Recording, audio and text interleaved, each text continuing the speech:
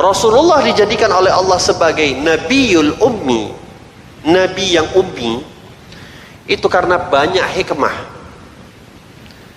Inti daripada banyaknya hikmah tersebut, Allah ingin menjadikan agar syariat kita, syariat agama Islam itu tidak mudah dituduh oleh orang-orang non-muslim sebagai ajaran yang dibuat-buat oleh Nabi Muhammad.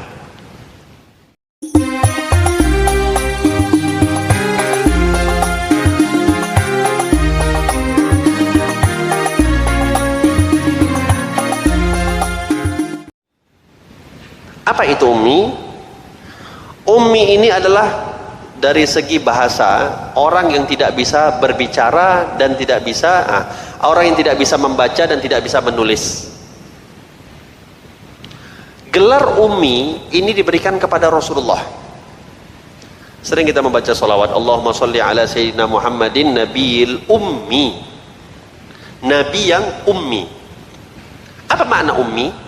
Ummi orang yang tidak bisa membaca dan tidak bisa menulis. Hakikatnya gelar ummi kalau disandarkan kepada kita itu merupakan satu kehinaan. Merupakan satu kehinaan. Kalau akan tetapi gelar tersebut ketika disandarkan kepada Rasulullah, maka gelar itu bagi Rasulullah merupakan satu kemuliaan. Kalau kita yang ummi itu merupakan kehinaan, tapi Rasulullah yang ummi merupakan kemuliaan bagi beliau. Tidak bisa kita mengatakan, kenapa kamu nggak bisa baca, kamu nggak bisa menulis? Karena saya ikut sunnahnya Nabi, Nabi ummi. Nggak ngaku. Rasulullah dijadikan oleh Allah sebagai Nabiul Ummi, Nabi yang ummi, itu karena banyak hikmah. Inti daripada banyaknya hikmah tersebut, Allah ingin menjadikan agar syariat kita, syariat agama Islam itu tidak mudah dituduh oleh orang-orang non-muslim sebagai ajaran yang dibuat-buat oleh Nabi Muhammad. Karena Rasulullah tidak bisa membaca, tidak bisa menulis, oleh sebab itu orang-orang kafir tidak bisa menafikan, tidak bisa membantah bahwasanya Al-Quran itu bukanlah kalamnya Allah. Nggak bisa mereka membantah, karena mereka sadar bahwasanya Nabi Muhammad tidak bisa menulis dan tidak bisa membaca, maka Al-Quran itu adalah murni kalamullah. Tapi kalau dijadikan Nabi Muhammad bisa menulis dan bisa membaca, akan menjadi satu alasan bagi orang-orang kafir mengatakan Al-Quran itu sudah dipermainkan oleh Rasulullah karena Rasulullah bisa menulis dan bisa membaca.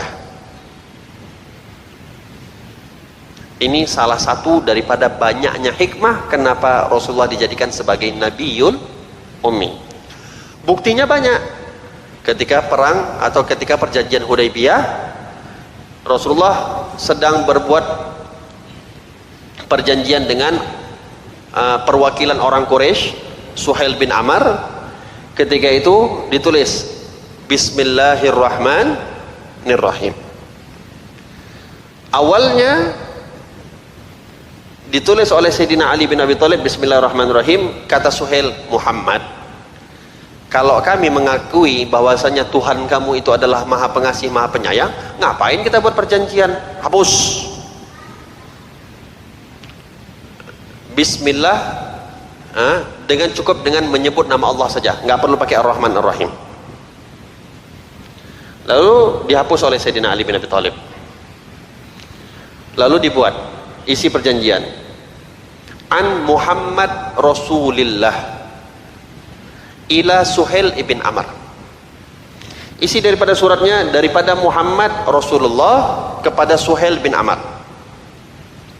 Suhail bilang lagi, ya Muhammad, kalau kami ngaku engkau Rasulullah, untuk apa kita buat perjanjian? Sudahlah kami beriman sajalah. Kami nggak ngaku engkau adalah Rasulullah, kami nggak akui. Hapus. Ketika itu Sayyidina Ali diperintah oleh Rasulullah, hapus ya Ali, ganti daripada Muhammad bin Abdullah.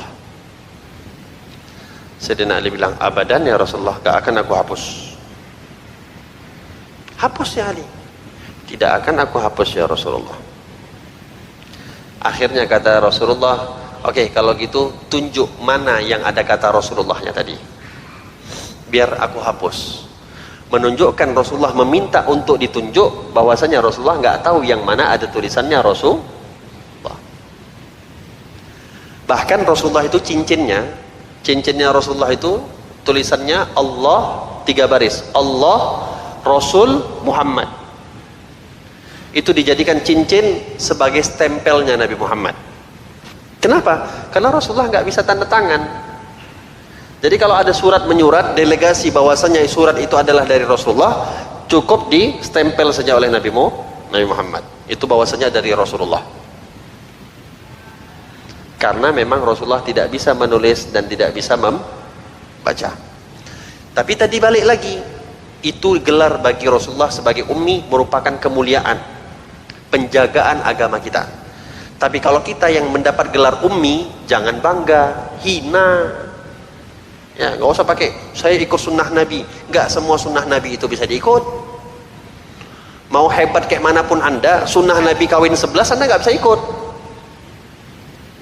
Ya, maka tidak semua sunnah Nabi itu bisa diikuti oleh hambanya.